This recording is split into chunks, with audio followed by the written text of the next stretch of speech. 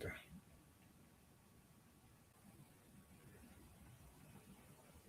Yo, once again, just to put y'all up on game, if you not tapped into my channel, Smart Money Moves, this is a channel where I teach financial literacy. I teach stocks, future trading, Bitcoin, cryptocurrency, finance, and more. Is all free. You see the logo is the thinking man. So tap into that channel. It's called Smart Money Moves, where I'll give you the tools to make smart money moves. So that's a no-brainer. Tap in with me, get your drip right, build generational wealth, and it's all free, like I said. I also have another film production and advertising company called REL Neon Dreams. That's my dreams written in the sky so everybody can see them in neon lights. As you see, that's me. And then my dreams is being amplified. But on some real shit, it always been my dream to have an advertising company. And I'm doing film production as well. So that's what it is. You have to tap in with that as well. And you know my other channel, Keep Low. You know what I mean? Never tell, they never know. On that channel, I teach you supreme mathematics, knowledge that'll help elevate your life. And I also drop knowledge for the God, the earth, and the babies. I give you thought-provoking videos on street legends so you can see what they do and don't do that. You feel me? So y'all tap into that as well. And I have another channel if you would like to learn how to do YouTube. It's called YouTube Ready, where I'll get you ready to become a content creator and do your thing. So the links will be in the description. Tap in, and without further ado, we're going to get into the video.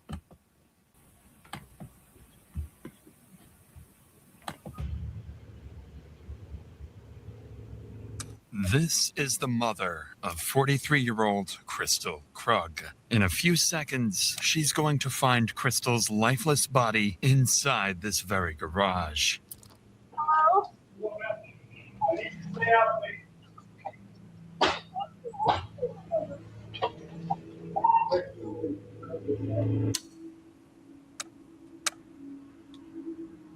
And this is Daniel Krug, the man who killed her. He's heading in for another normal workday, just minutes after leaving his wife's lifeless body hidden in the garage of their own home. Oh, shit. Holy fuck. For the last 4 months, this man has been engineering the most calculated homicide plot Colorado has ever seen, creating fake identities, manipulating Crystal's children, and setting up the perfect scapegoat to take the blame. He believes his plan is bulletproof, that police will spend weeks chasing a ghost and eventually arrest someone else for the murder he committed. And despite nearly perfect detective work, his plan works exactly the way he intended. My husband said there was a dude who's been stalking her and threatened to kidnap her. Oh my God, this can't be true. I was the person who attacked her.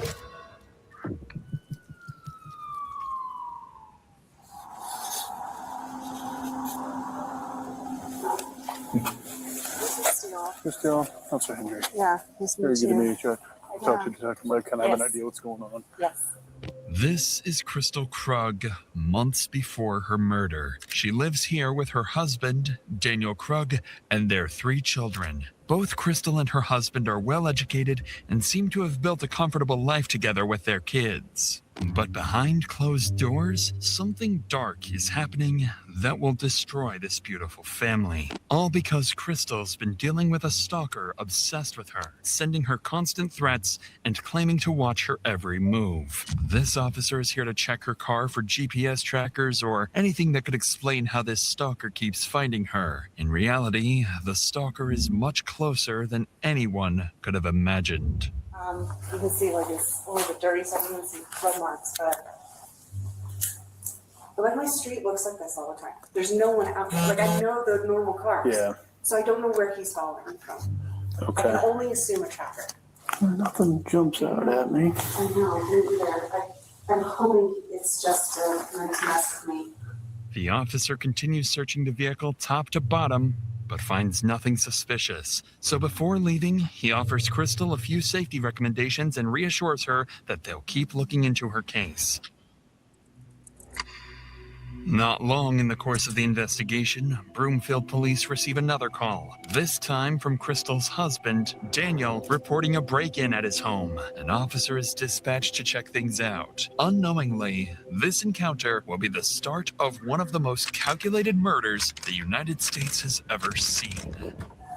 Hey, how's it going? Yeah, definitely. I'm Officer Chauncey. I'm Dan. Nice to meet you. Johnson, nice to meet you.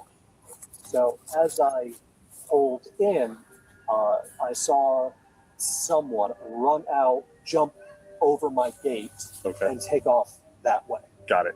I didn't think to call you until my wife got home recently, and we realized the spare key that we keep in the garage isn't there. Okay.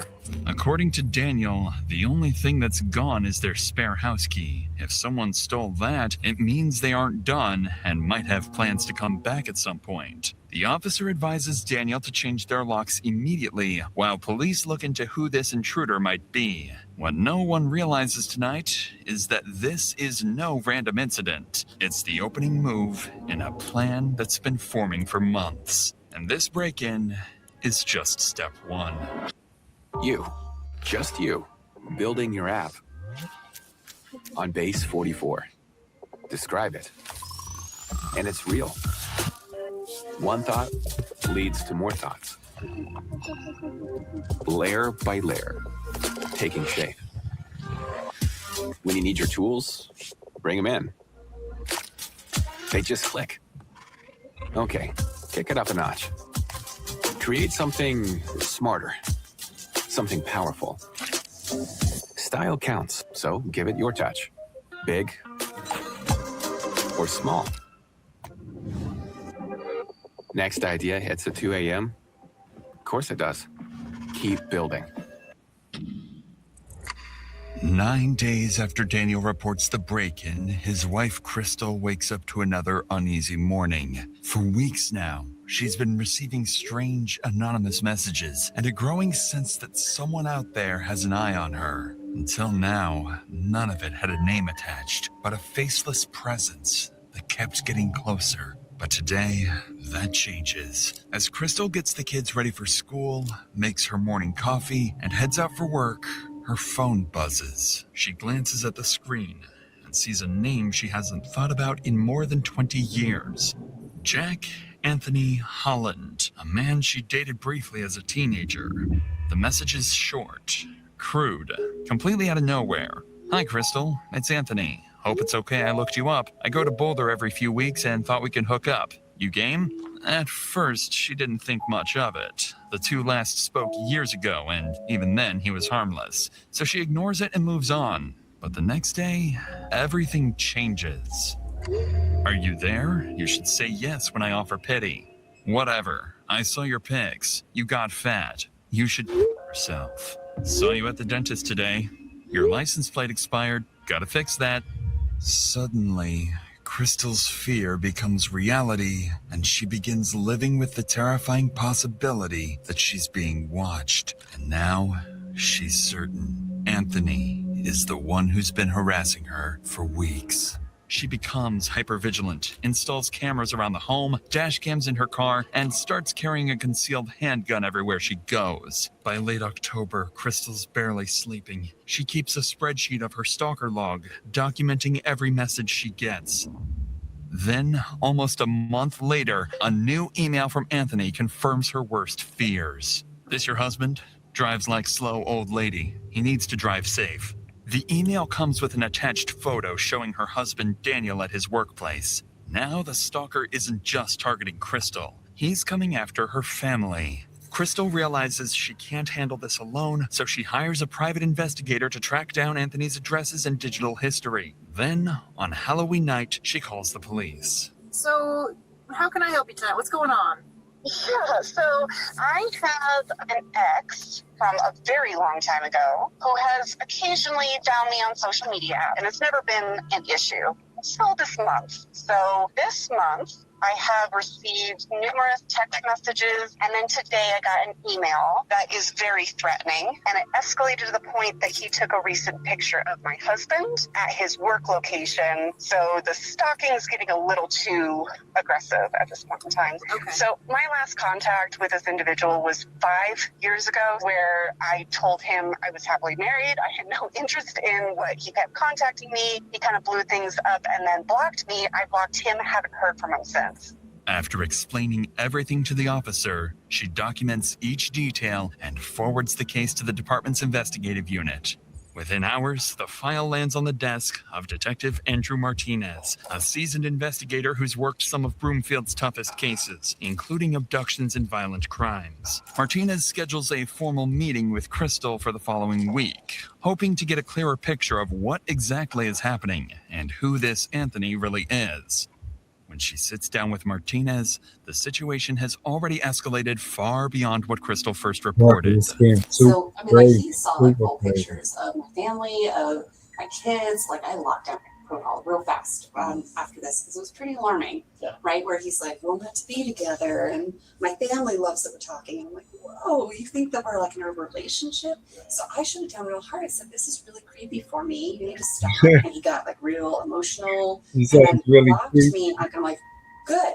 And I blocked him, and I'm like, and then I shut down Facebook entirely. The one development that I have, I did get the full-blown report from the PI. Problem, and you'll see this in this report, there are tons of phone numbers associated with him. There are tons of addresses. He moves everywhere and between like 3 different states. As Crystal walks the detective through her evidence, 2 details immediately stand out. First, her stalker isn't just texting her from random numbers. He's using multiple phone lines and different digital identities, finding ways to reach her even after she changes her information. Whoever this is, they're persistent, resourceful, and frighteningly determined. Second, her ex-boyfriend, Anthony Holland, is tied to several addresses and multiple phone numbers. Whether it's instability or an attempt to stay off the grid, it convinces Martinez that Crystal is dealing with someone who either doesn't want to be found or someone who's planning something far worse.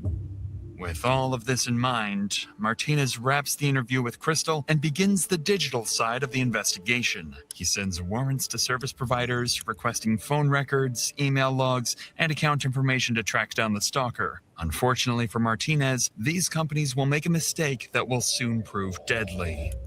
While waiting for the digital evidence to come back, Martinez decides to follow up on something else. The garage break-in Daniel reported back in September when a stranger supposedly stole their spare house key. He brings Daniel in for a formal interview, wanting to know whether he's noticed anyone following him, but instead of clarifying things, Martinez is about to learn something far more unsettling about the Krug household.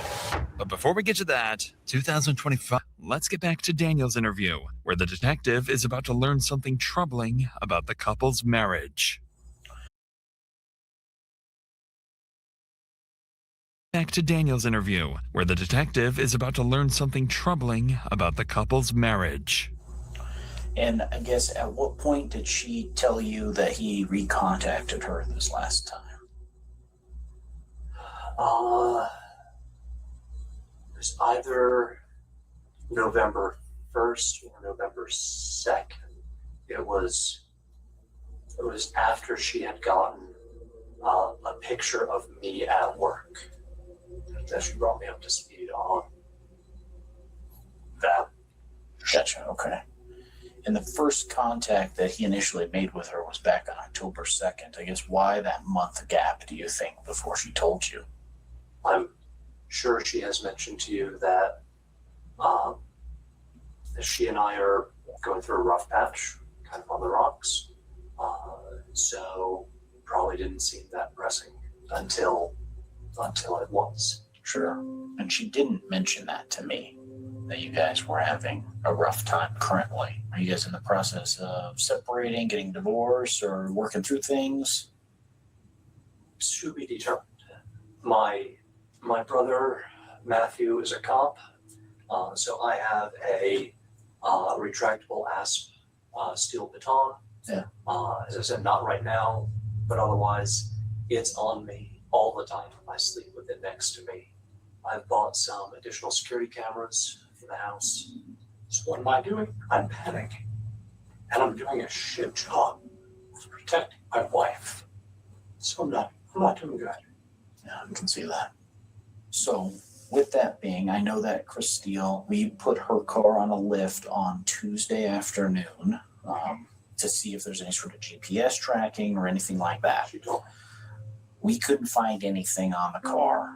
If Anthony is watching you guys, it's going to be in person from a distance or nearby or however. So that poses an interesting issue in of itself. From Daniel's reactions, it's clear the stalking is taking a toll on him, too. His wife is terrified, his family feels haunted, and he's struggling to understand how any of this is happening. Detective Martinez wraps up the interview, but something Daniel said lingers in the back of his mind. He revealed that he didn't know about the stalking for almost a month, not until Crystal finally showed him the email with the photo taken outside his workplace. So Martinez decides to look deeper into the family dynamic, and what he finds is concerning. He learns that the couple have been going through a rough patch recently. Nothing hostile or dangerous, but they were trying to work things out, doing what they believed was best for their kids and holding their family together the best they could. With how much the stalker seems to know about their lives, Martinez briefly wonders if someone inside the home might be manipulating the situation. And for a moment, he even considers the possibility that Daniel might be messing with his wife as some twisted way of trying to fix their marriage. But that idea is quickly dismissed. There is no evidence backing any of it, and all signs still point to Anthony. Not to mention, Crystal herself is fully convinced her ex is behind the stalking campaign. Throughout November, the harassment continues to escalate with more messages and threats. Crystal continues documenting everything and constantly monitors her cameras. By early December, she finally receives a message that gives her the smallest breath of air. Hey, gorgeous. I can't visit you anymore. No more Colorado time. My girlfriend doesn't want us talking without her. She says you'll let the cops get me after you get rid of him. For the first time in weeks, Crystal and her family feel a brief sense of relief. It sounds like Anthony is backing off, maybe even leaving the state. But in reality, this is just the stalker's final move to make them drop their guard before he strikes. The day starts like every other day. Daniel leaves for work while Crystal heads out to drop the kids off at school. During those minutes, someone approaches the front door, tapes over the Ring doorbell camera, and slips inside the house. Minutes later, Crystal drives back home, pulls into the garage, and steps out of the car. She has no idea someone is waiting for her inside, and the moment she closes the car door, he attacks. The stalker strikes Crystal in the head, stabs her, and leaves her bleeding on the floor. After months of plotting, this is the moment he'd been waiting for. Later that morning, Daniel tries calling Crystal from his office, but she doesn't answer or respond to texts. Hours pass, and there's still no sign of her, so Daniel finally decides to call police. Springfield Dispatcher speaking. Hi there. My name is Dan Krug. I don't think this is an emergency, but this feels really weird. Okay. My wife isn't responding to text messages or phone calls. Okay. We've had threats against us. We have both been targeted by a stalker. Okay. Threats have been made against my life. Okay. And threatening to kidnap her, which is why I'm nervous that she's not answering me. Within minutes of Daniel's call, an officer is dispatched to the Krug residence to check on Crystal. At the same time, Daniel also calls Crystal's mother, asking her to go check on her daughter, sending her straight into the worst moment of her life. While she makes her way there, the officer reaches the house first. Yo, pardon me, yo. Happened to the channel. Hello. Oh, I was just, I'm their neighbor, and they called me like, can you go see if she'll answer the Oh yeah, he sent us as well. So Okay, I'm like, I don't know. just next door. Okay. Great, well, you got this. All righty, man. Appreciate it.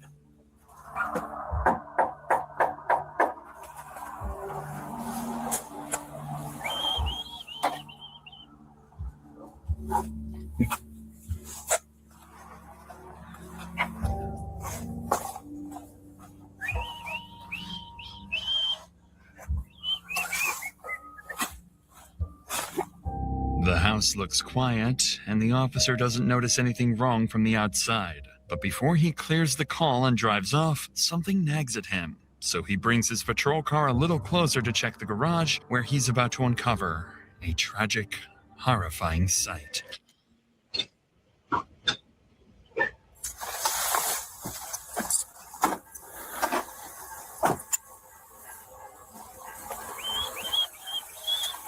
Oh.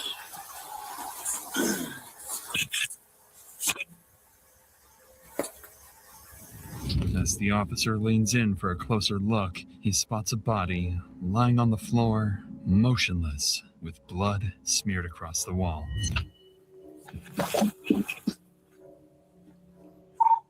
151, send medical, and 110, I need a force entry.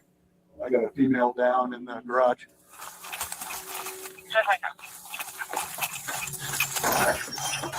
Brookfield Police! Brookfield Police! Oh, shit. Holy shit. The officer steps into the garage to find Crystal with what looks like a severe head injury, so he immediately begins performing CPR, working on her for several moments with no success before opening the garage door to give medics access. But instead of paramedics, someone else soon arrives. Garage is open now.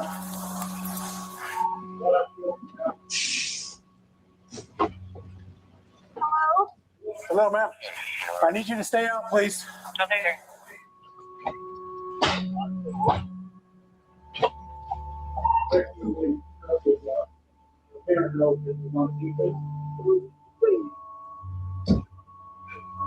Tragically, as the garage door is lifted to get medics in, Crystal's mother catches a brief glimpse inside, just long enough to see an officer performing CPR on her daughter. Before she can process what she's seeing, another officer quickly arrives to shield her from this nightmare. Bam! I need you to come over here for a minute, okay? So we can work. I understand. I need you to come on over here, okay? I know. Do me a favor, go and sit inside so we can work on her, okay? So we can try to get her the help, okay? What's your name? Linda. Linda? Yeah. Okay. My name's Officer Zamora, okay? I'll come out here and I'll give you some news as soon as I can. She's okay. I have no idea just yet, but I know that they're working on her. The officer in there has been working CPR on her, and I think she's doing okay, My okay? husband called. He did. He's the one that called us and let us know, okay? Go ahead, take a seat for a minute. I'll be right back here, okay? I need to tag out, man. She's got a head wound. I don't know if it's from falling or something else, but probably falling, but I don't know, man. It's a good one. Husband said there was a stalker threatening to kidnap her, so I don't know. No, she's unresponsive. Decent head wound. Where we have more room and patient.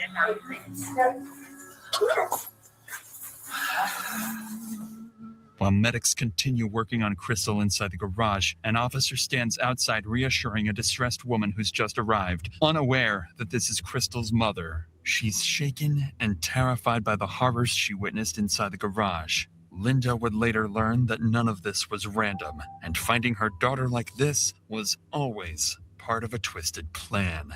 Back inside the garage, medics keep working, still trying to revive Crystal, not yet aware of the fatal wound hidden beneath her clothing. Guys, you see anything other than a fall type of wound?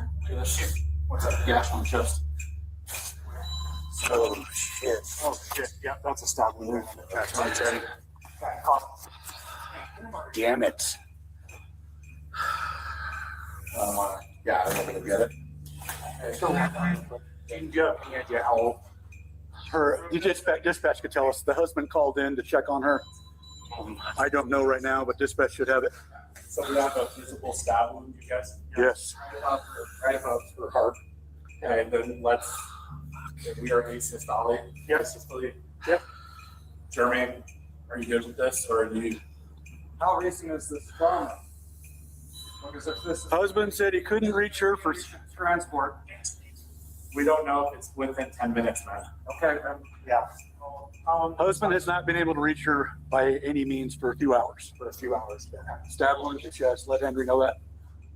Medics work for only a few minutes before realizing There's nothing more they can do. Beside Crystal's body, tucked inside her purse, the officer notices a handgun she never even had time to reach for. With the immediate area secure, officers spread out throughout the house, searching every room for the attacker, but no one is inside. And as officers step outside the home, they start noticing small details that don't line up with an impulsive crime. Yeah, I don't know the backstory. Husband said there was a dude who's been stalking her and threatened to kidnap her. And Martinez was involved, and Martinez just said, hey, this is a big old... I don't know, dude. I don't know the history on that part. Martinez does, though, and he said he's coming in. So, other than that, we're just kind of securing the scene and waiting for detectives, you know? See what they need. 50's trying to put that shit I kicked that, yeah. That's interesting. Yeah. That is very interesting. Almost like dude might have stuck around from this way and... I wonder if maybe the door was unlocked. That's how he got in. And then you know what, dude? You know what? I don't know. I kicked it and it went pretty easy. So I'm going to say no deadbolt.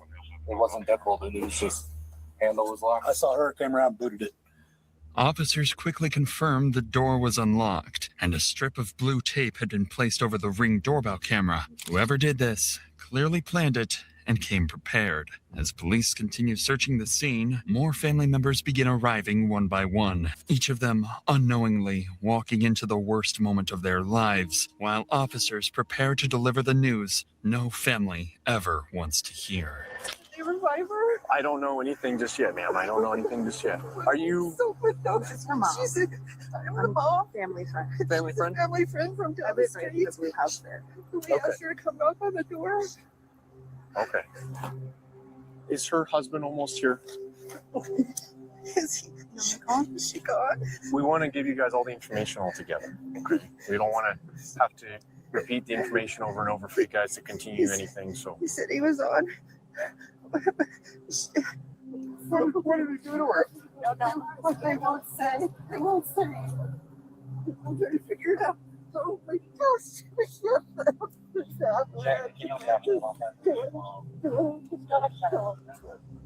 Who's in charge of the doctor? We'd like to know what happened. Absolutely. And as soon as someone frees up who can tell you, I'll send them your way, okay?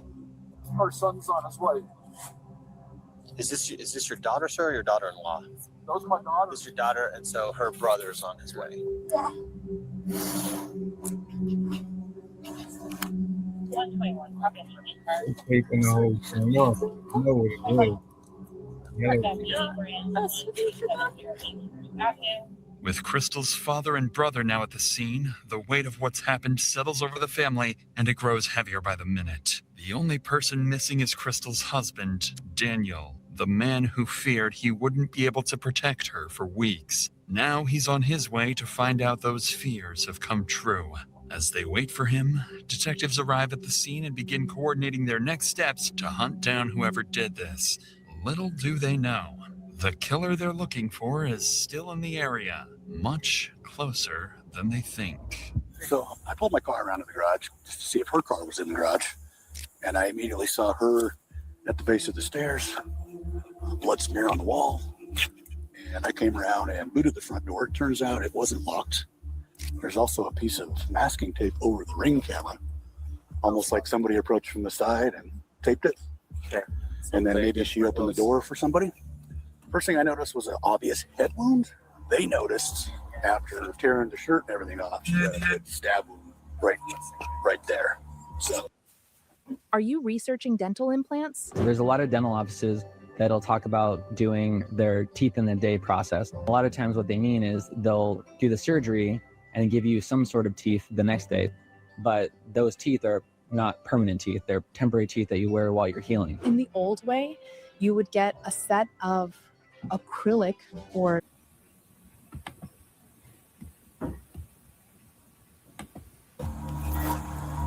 That's what we got. Husband should be here any minute. Okay, so I need another detective up here to start working with canvassing. I need you to stay here, and Martinez is coming here, so he'll be good with that. I want you and Martinez to work on this. I'm going to give... Martinez is working on this document before. Yeah. And that here's the thing. Well, we got to be careful. We have to be careful. We don't know But no, anybody that's here is still suspect, so we need to be sure that we stay focused on that. Yep. As investigators discuss plans to interview Crystal's family and her husband Daniel, he arrives on scene, cutting the conversation short. And right away, he makes it clear to everyone that he's nothing more than a devastated victim, overwhelmed by what's happened to his wife. Okay, I need you to stay back, sir. I understand. I need you to stay back here. Family's over here. Family's over here.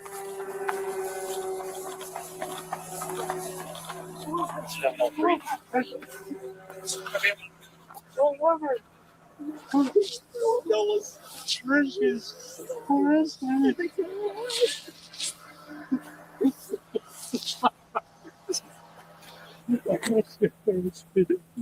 I can't. That came very quickly. And then there's a lot of questions right now.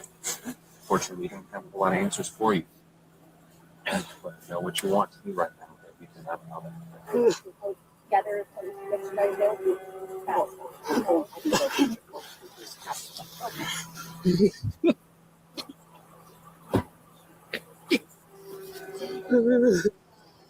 He's honestly.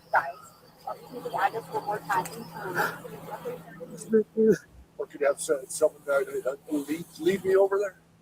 At this time, officers have no reason to suspect Daniel of anything, so they treat him with care as he goes through this traumatic moment. But beneath that devastation lies a cold, heartless man, because Daniel knows exactly what happened inside that garage, and Daniel is the killer himself. Every tear and shaking breath is part of his act, one he will continue selling to police and Crystal's family standing just a few feet away. Everybody's different, but I think he's being cheeky. I didn't protect her. I was the person who attacked her. Let them know about. They're not going to talk to her. They're not going to say nobody says anything. They're just going to tell her they're. We don't tell. Yo, subscribe to the channel OLPEEK. Other channels will be in the link in the description. The links will be in the description. As this tragedy unfolds, Crystal's mother embraces Daniel, trying to comfort him, having no idea the man she's holding is the one who murdered her daughter. Unfortunately for officers, the hardest part of the job still isn't over. As the family grieves outside the home, a detective is sent to the school to pick up Crystal's children, who still have no idea what happened to their mother. When the detective finds Crystal's eldest daughter, she's already shaken. She's been watching the live camera feed on her phone and saw enough to know something terrible happened. But what she tells the detective next is what truly alarms her. Her mother's stalker has been hinting at something far darker recently, and he might have deadly plans for the rest of the family. My phone notified me of my house cameras going off. There was police at my house and an ambulance, and there was a stretcher. I couldn't bring myself to see who was on the stretcher, so I call my mom and dad. My dad picks up and he's crying. They're probably about 7 minutes away. Okay. I'm not gonna lie, something happened, okay? That's why you're here, okay? So you know what's going on? I do, but I can't. I'm not gonna tell you, okay? Because we're still actively investigating what's going on out there. So I don't want to give you wrong information. That's the last thing I want to do, okay? What has been going on at home? So this dude has been threatening my mom, stalking her, taking photos of my dad, saying that he's going to kill him. Who do we know who this person is? One of her ex. I don't know his name. Like an ex-boyfriend or? Yeah. Okay. And they broke up a while ago. They ended it as friends. So this has all come to a really big shock to her. And then so he's been contacting her from different numbers, sending pictures of my dad, saying he's gonna kill them. He hasn't mentioned anything about me and my siblings yet, which is good. But he's like, he posted something to a website trying to recruit guys to like help him with whatever plan he's doing. And then he's like, how did you guys learn about that? he's been contacting my mom through all of this. So my mom has contacted the police, and she has like a whole bunch of people on the case. But the thing is, he's making it sound like she's helping him, and she's not. And so, Helping him like try to kill your dad? Yeah. And so like we're afraid that the police are gonna turn on us. Okay. And so she's been trying to protect herself. What Crystal's daughter reveals isn't just alarming, it's sickening. Because this so-called stalker isn't just threatening the family, he's twisting the narrative inside their home. He's making it look like Crystal was secretly working with him to kill Daniel, manipulating the kids into believing their own mother is dangerous while positioning Daniel as the helpless target who needs protection. To the kids, their mother starts to look untrustworthy. To detectives, Daniel starts to look like a victim, and to the stalker, everything is going exactly according to plan. It's a disturbing, genius level of premeditation carried out by a man willing to use anyone, even his own children. The detective logs this information and coordinates with Crystal's sister-in-law, Kate, to get the children safely out of the school. Back at the crime scene, detectives continue their work. They canvass the neighborhood, speak with neighbors, and begin collecting every CCTV clip they can find to reconstruct the killer's movements. By this point, there's enough evidence tying Crystal's ex-boyfriend Anthony to months of harassment, allowing police to obtain a nationwide arrest warrant for stalking. Departments across the country are notified to be on the lookout for him. Additionally, with a homicide on their hands and a killer on the loose, investigators can escalate the case and issue exigent circumstance warrants to service providers to finally speed up the digital data they've been waiting on. If Martinez received those files weeks earlier, things might have been very different. In the meantime, Daniel, along with the rest of the family, is taken to the police station for formal interviews. At this stage, it's standard procedure, and investigators are simply looking to collect statements. But about 2 hours later, when detectives finally sit down with Daniel, his routine interview will begin to take a very different turn. So, your home security system, you access that through your personal phone? Google Nest. It's Google Nest. Okay. Hi. Listen me. Okay. Just push a home. Okay. So I have your permission to operate this phone and get what we need? Yeah. Okay. Yeah. So how many different cameras do you have? 4. Doorbell. Side of the house, driveway, back door. How long have you had it? Doorbell, a couple years. They live in a pretty nice The others, neighborhood. all since September. Wait, we had an intruder. I called the police. He came when we had a garage intruder. We have got to the point where literally anybody can build a fully working app without knowing how to code. This is Base 44. This is a first look at the current industry-leading AI app builder. And you wouldn't believe the kind of apps that people are creating. Smart nutrition apps, inventory trackers, onboarding tools, you name it. And if the only 44 it gives me super detailed.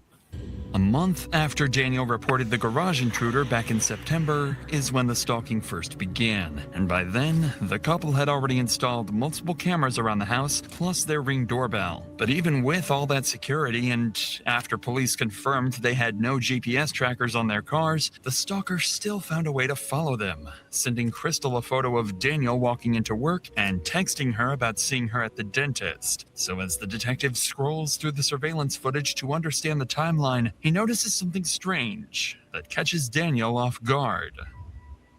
So when do your cameras go off? Do you ever have them set to turn off? 24/7. Okay. They don't turn off.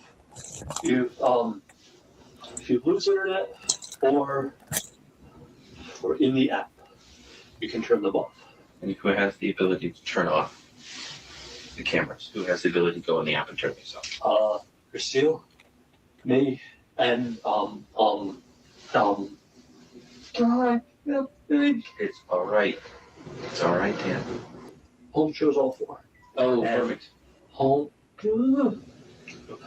I can settings. Okay. Oh, just us. Just us. Okay. The detective's question here isn't by chance. It's prompted by something peculiar he noticed on the surveillance app. All of the home's cameras shut off at 8:15 a.m. and they stay off until 10:15 a.m. Only the camera pointed outside the garage remains active during that entire 2-hour window. This instantly narrows the murder time frame to those 2 hours. Just then, Martinez finally arrives at the interview room. He's the lead detective who's been handling Crystal's stalking case for months, and now that case has become something far worse. He sits down with her devastated husband, feeling the weight of the loss they both couldn't prevent. They didn't save Crystal, they couldn't protect her, and now they're here, mourning her loss, trying to piece together what happened. I'm trying to protect her. It's not your fault.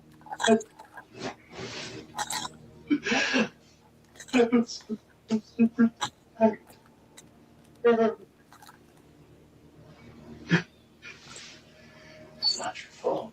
I'm sorry I didn't answer. I actually wasn't in today. As Daniel breaks down, something catches Martinez's attention. Daniel is crying, but there are no tears. The detective finds it strange and more than a little concerning. Wanting to probe deeper, Martinez asks for a moment alone with Daniel to see what's really going on beneath the surface. And the moment he starts asking questions, things get heated fast. He's being too I theatrical. know you said that you don't think that there was somebody else. She's... Okay. Why do you keep asking? I'm just trying to put everything together to kind of get a bigger picture, because you said she's been acting kind of weird lately and, being very secretive and withholding of information for you. So I'm just trying to understand, I guess, so we can backtrack what she's been doing this past month. Martinez's question here is telling of what he's thinking. He's not ruling out Daniel as a possible suspect. After all, the couple were going through a separation period, and this is meant to probe whether jealousy or something else could have played a role in Crystal's death. Sensing the tension in Daniel's response, the detective decides not to press any further.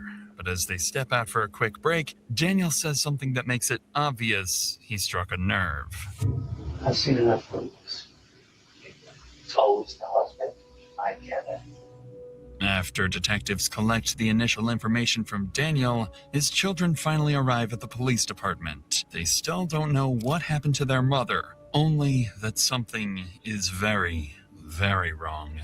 Daniel is notified of their arrival and given a choice. Should he be the one to tell them, or leave it to officers and Crystal's family? Instead of letting someone else deliver the news, Daniel insists on telling them himself. A decision that appears compassionate on the surface, but underneath, it's a way for him to control the narrative and shape how his children see him, even in a moment of tragedy.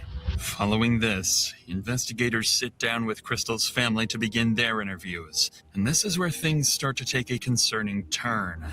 Up until now, the case seems straightforward. Crystal has a stalker, her ex-boyfriend Anthony. That stalker killed her. Find Anthony, and you find Crystal's killer. But once detectives start speaking to Crystal's parents, brother, and sister-in-law, things become far more complicated. And what they learn next will force them to reconsider everything they think they know about Crystal, her marriage, and even her stalker. So your understanding, I guess, of it's the ex-husband who's been kind of... It's not about my husband, it's an ex-boyfriend. Ex-boyfriend. From when she was 18 years old. Okay, gotcha. Can you think of any, recent, has he reached out to you? Have you seen any... No, he's never contacted me. Yesterday she told me that he had messaged her again 2 days ago or so. Let her know that he was ready to come back, and so she can go ahead and off her husband now. Make it look a little like she was in on this whole deal with killing her husband, I guess.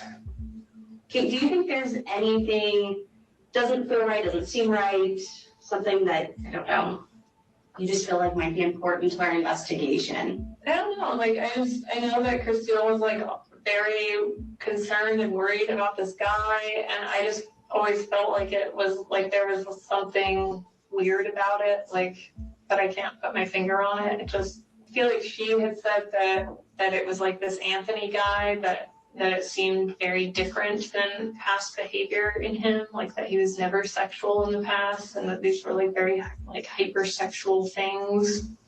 And so I think even at one point she was like questioning whether it was actually him. I don't know if you necessarily know anything more about that, but they just also just kind of mentioned you guys are kind of close, and just see if you had some sort of insight on that at all. Insight on their marriage? Or just, was there issues going on? Were they having problems? Was there, kind of anything that was kind of... She had shared with me that they had separated. Okay. But we're still living together a year ago. And I had asked her if she, over text, if she had, if she believed that it was Anthony. But she didn't believe at the time that I was asking her that it was anybody but Anthony. She was fully convinced that it was Anthony. Okay. My mom has always been like suspicious, and I just like don't know where that comes from. Okay. Can you elaborate on that? Like suspicious how or my mom? Yeah. Suspicious. I don't know, because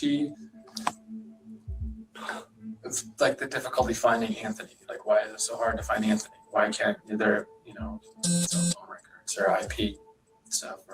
So my mom had that frustration, and so I think her mind starts to wander towards like conspiracy type things, right? Of like, oh, maybe it's the husband, or maybe it's Dan, and I don't know. I don't see it there just because I don't know. Dan just seems so incapable of doing something like that to me. Why do you say that? I don't know. I talked to him, and him and I just hung out and talked for like 2 hours, and he was like very concerned about like getting his family together and talking about being vigilant but not paranoid. Even though Crystal's brother Lars sounds skeptical of his mother's suspicions, she isn't exactly wrong, as, on the surface, it makes no sense that Anthony couldn't be tracked down for months. Lars would also go on to explain that Crystal and Daniel saw their marriage very differently. Crystal wanted out, Daniel didn't, and the family seemed to view their relationship as dysfunctional but not violent. But listening to these statements, one thing becomes very clear. Every family member felt that something about the stalker was off. There was a shared intuition they couldn't quite articulate. And when detectives sit down with Crystal's mother, she makes that suspicion very clear. I know you said, and I kind of learned on seeing that Mama told she us. was married, had 3 children. And I was hell we slept months and last year. Her husband and her were not in good terms. He was in complete denial. She'd tell me how he was. Did she ever give you insight on what kind of led That detective her to feel like her right marriage back. was over, or? Dad is explosive, but I've never seen him, hurt her. He would hurt the kids, but, some people think corporal punishment is paying the kids. But he would hurt the kids. She was worried about that. I don't want to say his name. But she told me he was in denial, but she told him his marriage was over, but she would stay until graduated. I have this, just a gut I can't shake with him. What's that feeling telling you? I can't shake this question. Is he the one that's been doing this with Anthony? Needless to say, hinting that Daniel might somehow be involved with the stalker is an alarming accusation, and it makes things even more complicated for the detectives. At this point, the family itself is split. Crystal's brother Lars completely dismisses the idea that Daniel could be involved, calling it nothing more than a conspiracy. But others felt that there was something off about Anthony and the entire stalking agenda. With all statements collected, detectives wrap the family interviews and regroup to make sense of everything they've gathered.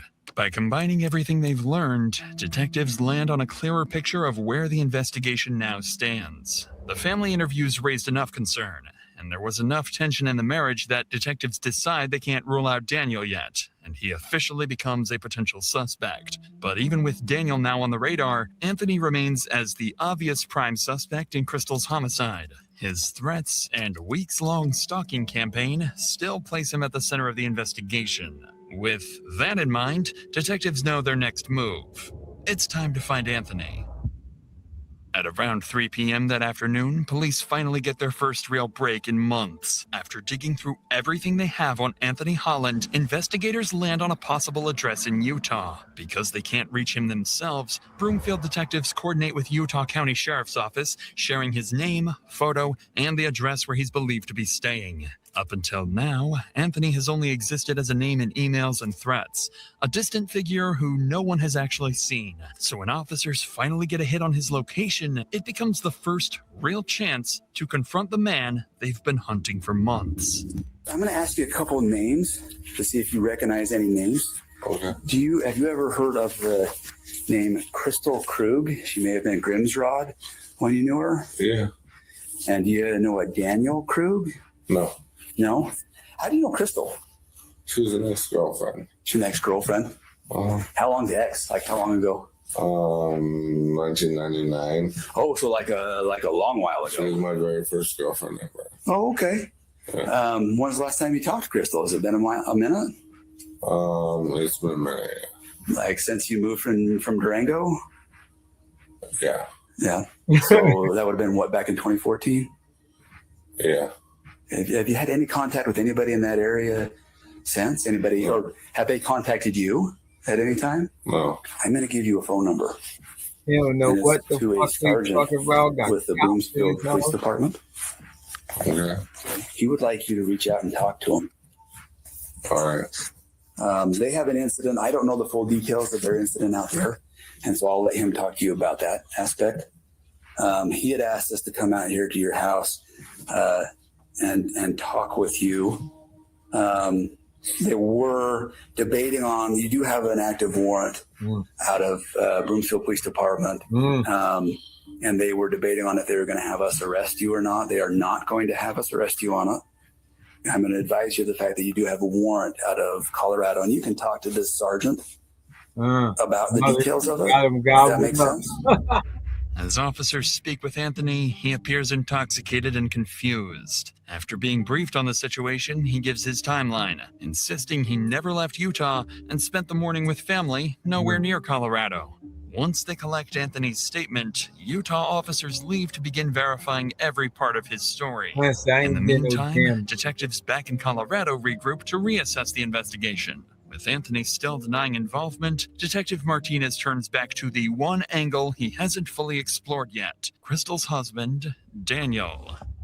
Since he never ruled out jealousy or affairs as a possible motive, he decides to dig deeper into Daniel's past. And that's when he stumbles onto something interesting and very unsettling.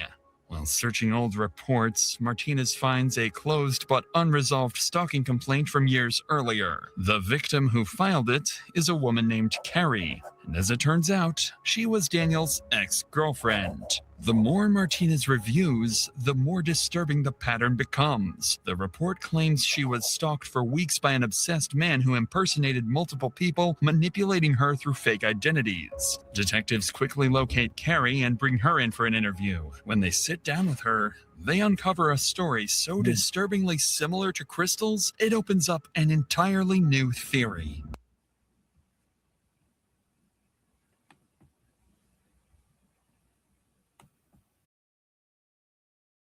I think it was, like I said, a couple months I broke up with him a couple months into my freshman year. He, he was pretty emotional, I would say. Sort of desperation would maybe be a word I would use to describe after the breakup of, please don't do this, kind of, crying, that sort of thing, that I can recall. And then I started to get messages from his roommate, and that person's name is Tom, on AOL Instant Messenger. And I know Tom is real because they were roommates. If I called him, Tom would sometimes pick up the phone. They had a joint room and a joint phone. Tom, his role, I would say, was sort of to gain sympathy from me for Dan and continue to encourage me to communicate with Dan. There was perhaps some indication that he was or was because of the breakup just really not doing well. So this, made me keep communication up with Dan. And Tom ended up being Dan, right? So all these people I'm going to tell you about end up being Dan Krug, not Tom. Yeah, even though Tom is a real person, he was not sending me these messages. Suffice it to say, what Carrie tells detectives sounds all too familiar. Everything she describes echoes the same pattern detectives have been seeing with Crystal, but the parallels don't stop there. Things I remember is a group of my friends from our dorm had met, I don't even know how, some cadets from the Air Force Academy. Sure. And so we all went to a movie, something super innocuous, and there was like a group of us. I must have told Dan about that. And I think it was 2 or 3 days later, I got a message from someone named Nick Clark. And Nick basically said, I'm a cadet at the Air Force Academy. I know you went out with these people, and I want you to know that he came back, or these people came back and said that you slept with him. So now there's this rumor going around the whole academy that you're an easy target kind of thing. And Nick, I think, served the purpose of sabotaging anyone I was meeting if they were associated with the Air Force Academy. Of course, the person that I met and went to the movies with was like, I want nothing to do with you, you weirdo. And so shortly, I don't know, a while after that, I started actually more seriously dating Air Force cadet named Mark Hansen. Then, of course, Nick Clark made a reappearance, and I was getting pretty consistent messages from him. And so he said, we need to find out who's doing this. And he got me a meeting with the Office of Special Investigations at the Air Force Academy. I sat with them, and they kind of laid the emails out on the table, and they said, we've had like a forensic psychologist, sort of professional, look at all these emails, and it's Dan, is what they said. Carrie would go on to explain that despite their suspicions, there was never enough evidence tying Daniel back to the messages she received then. Everything had been sent from a public library, and because of that, her accusations remained just that, suspicions. But even without proof, the similarities between the two women's experiences are impossible to ignore. And for the first time, detectives begin considering a fourth possibility they never imagined. What if Daniel has been playing everyone? What if he's been impersonating Anthony? What if he's always been the architect behind the entire stalking campaign? Detective Martinez receives the intel from Carrie's interview, and with that, Daniel officially becomes an equal prime suspect alongside Anthony. At this point, the only thing that can give them a definitive answer is the digital evidence. So while they wait for that, Martinez receives something he can work with immediately: the full set of surveillance footage collected from the neighborhood and Daniel's workplace. Investigators sit down and begin reconstructing the full picture of what happened before Crystal was killed. Shortly before 8 a.m., Crystal arrives home after dropping off the kids. She pulls into the garage, closes the door, and everything looks normal. Minutes later, at 8:15 a.m., the entire security system goes offline. Every camera except the outside garage camera is taken down for the next 2 hours. At 8:25 a.m., that lone camera records something deeply concerning. Daniel leaves the house to go to work later than he normally does, and shortly after the time medical examiners believe Crystal was killed. From there, workplace footage shows Daniel moving through the building around 9 a.m., greeting coworkers and appearing completely normal, as if nothing had happened at home. And when investigators check footage from surrounding houses, they find no one approaching the property all morning. Everything about the timeline makes Daniel look more suspicious by the minute. With all these new developments, detectives bring Daniel back in for another interview. He walks in expecting routine procedural follow-ups, completely unaware of how much has changed since the last time he sat in this room. This is when Daniel's months-long, carefully crafted plan begins to crumble. This time, Detective Martinez walks in with a completely different energy than before. He's no longer feeling Daniel out. He's here with one clear objective: confront him with what's been uncovered and see if his version of events finally breaks. All right. How you feeling right now? Just kind of about everything. No, Numb? everything hurts. I feel like Played I have two up. different voices going through my head right now. I have my brother Matthew. Yeah, I've mentioned him. He's the sheriff's lieutenant. And I have his voice saying, talk to the police. And in typical cop fashion, you marry a prosecutor. So I have Lynn's voice in my head going, get a fucking lawyer. I just want this to be done. I don't want it. I just don't want it. Right away, Daniel doesn't open the interview casually. He opens it with a calculated trick. By hinting at getting a lawyer, he's warning detectives, push too hard, and this interview is over. That's clever, but Martinez has a counterplan. Instead of confronting him, he'll pivot the conversation to his relationship with Crystal, making it feel like safer ground to get Daniel comfortable and talking. But if Daniel had any motive to take Crystal out of the picture, this is where it would surface. Well, I'm sure, especially you guys are trying to work together to be safe, keep your family safe, keep your, as dysfunctional as it is, you still both had the common goal of keeping it safe, right? I had her as a partner to protect the family, but it didn't feel like a partner who valued me. And I told her at that point, I didn't want to die for someone who didn't care about me anymore. That's really hard. I was hurting when I said that. And what I wanted was her to say she cared about me. She didn't. Although Daniel is being honest about what was going on in their marriage, to detectives, moments like this only add to their suspicions. Resentment, rejection, a failing marriage, these are all things that, in the wrong circumstances, can turn into a motive. And this is exactly where the interview takes a sharp turn. What Daniel doesn't know yet is that since his last interview, detectives received something they kept secret for this exact moment. One of the tech companies finally responded to their urgent warrants and provided some of the digital data they needed. And as it turns out, the emails the stalker had been sending, the messages that terrorized Crystal for weeks, were coming from somewhere much closer to home.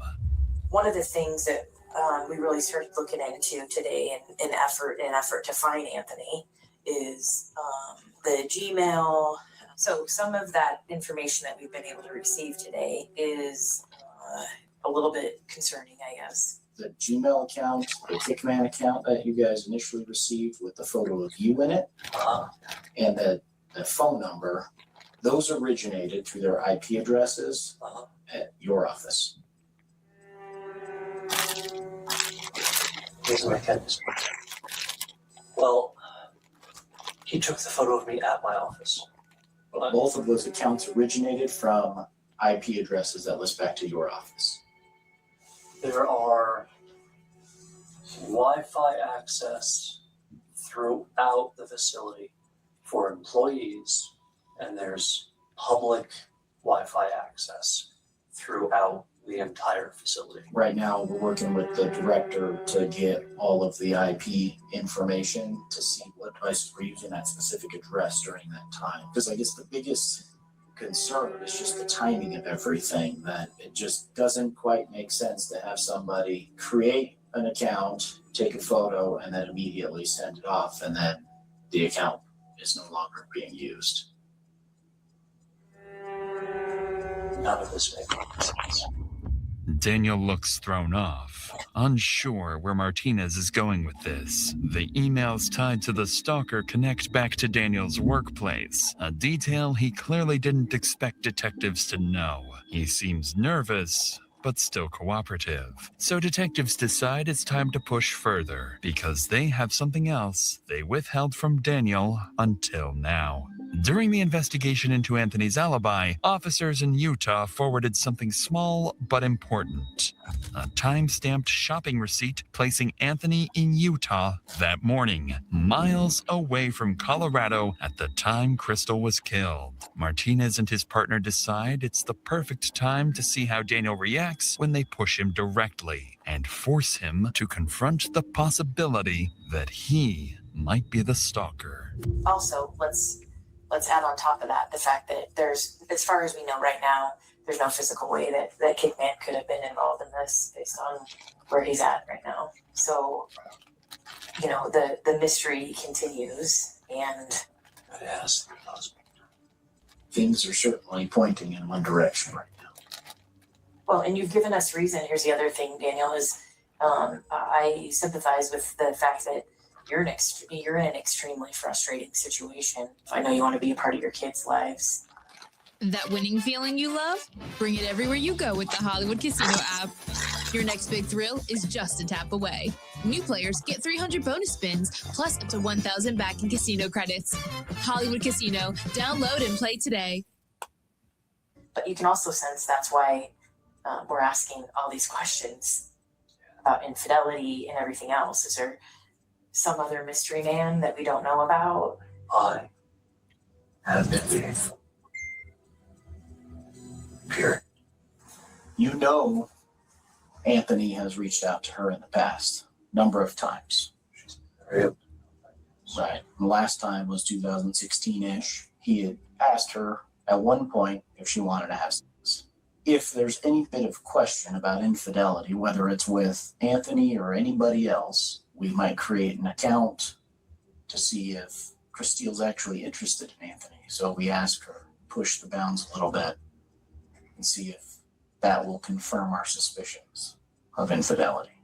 You don't get the response and the openness you once did for about 28 days, from October 2nd to October 31st. So you amp it up a little bit, send a photo of yourself to her, an account you created.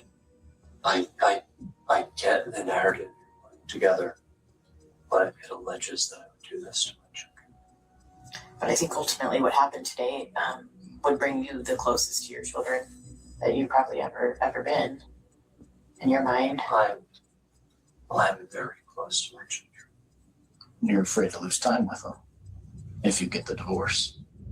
Clearly, detectives managed to perfectly articulate Daniel's reality, one he may not have even fully admitted to himself. He is a man so terrified of losing his children, so desperate to stay in control of his family, that he would do anything if he felt it slipping away, even if it meant murder. The detective's brutal honesty leaves Daniel speechless. He doesn't argue or deny it. He just sits there in quiet resignation, wearing the look of someone who's realizing everyone can see straight through his lies. If you were watching these facts unfold in front of you in a movie, what would you say happened?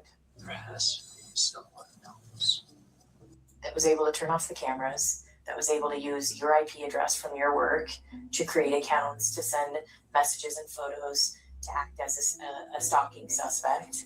I don't know, I'm not the one who does this.